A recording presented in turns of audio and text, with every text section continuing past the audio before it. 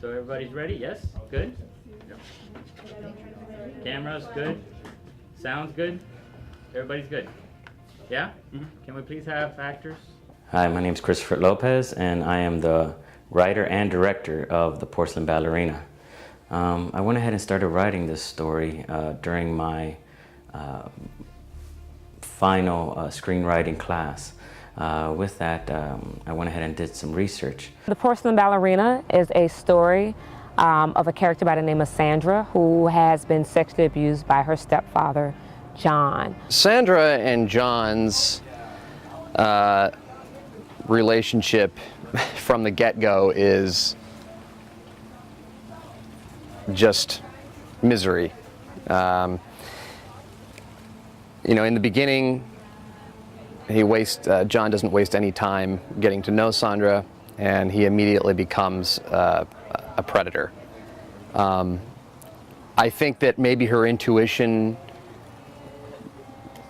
may be present, and she might not get the best vibe from John initially, but her mother is so desperate for a relationship with John that she's willing to, you know, there's not much an 8-year-old can do about, you know, who's in your mom's life.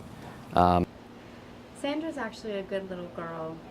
She loves her mother so much, and you know, she trusts her mother, and she really gives John a chance because her mother loves John so much, and you know, she's very trusting. And the problem is that John really takes advantage of her, and unfortunately, she becomes pretty much angry inside, and she becomes angry at her mother. She internalizes it all, and what happens is she starts acting out. She starts becoming rebellious. She starts, you know, dyeing her hair black, and then, you know, wearing like goth type of makeup, and always wanting to spend time with her friends and never wanting to stay around the house. So inadvertently she's rebelling so that she can get away, and she's angry with her mother. Even though she knows it's not her mother's fault, she's just really angry, and she gets progressively angrier and angrier as time goes on. Patricia, my mother. Well, a relationship is awful. I mean, there's no way to fix it because she's allowed all these things to happen throughout my childhood, and I do not know how to communicate with her. So every time we speak, it's a fight, and all she cares about is her men. To spend over half your life being molested by a monster will obviously do some damage. And you start to see her take a full arc. You know, she goes from being an innocent girl to a girl who's been violated by a sick monster, and then, you know, go full circle when she goes through therapy and is able to confront her demons and bring closure to, you know, the entire circumstance.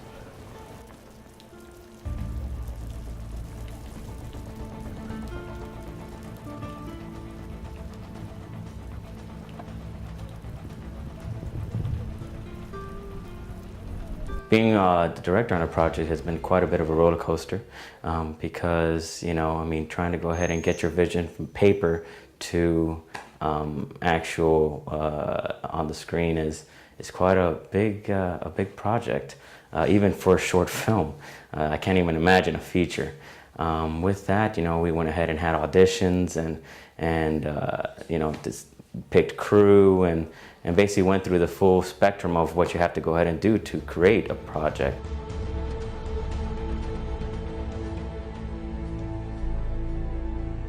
One of my first tasks as producer was to read the story. Automatically the producer set to get the movie together. They will call a unit production manager. So we can start working very closely because you have to break down the script, you have to go look for locations, you have to forward the information with the set director to make sure the props that's needed, get the information to the casting director to make sure that They get the number of actors you're looking for.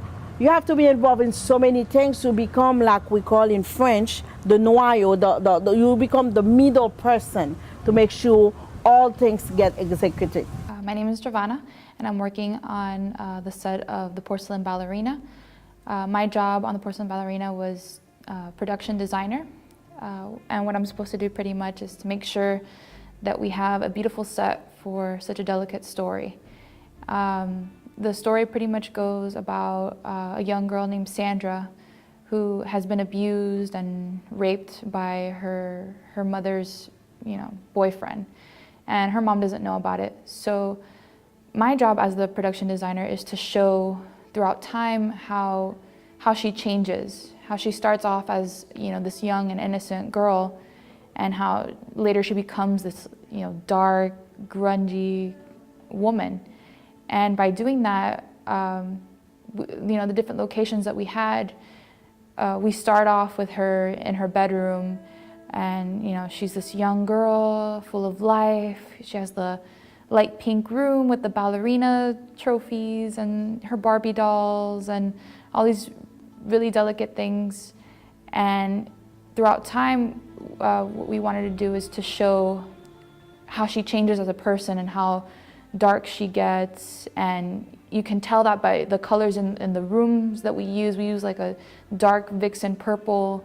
We have the angry looking Barbie dolls, and even the colors of the furniture change to show how she changes over time. As a DP, I had to sit down with my director and the set designer and to conclude the shots that we wanted, to know exactly what type of lens we would want to use, the locations, and the colors exactly, what colors we would, that would best work with the shot. Because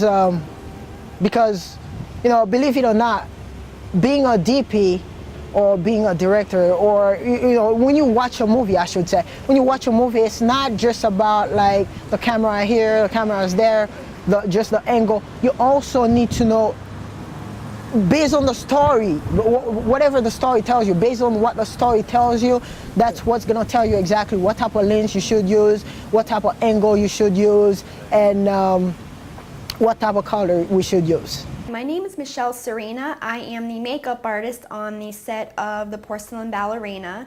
I got to do all kinds of makeup for the actors of Sandra, going through her ages from 8 to 24, Patricia, and also John.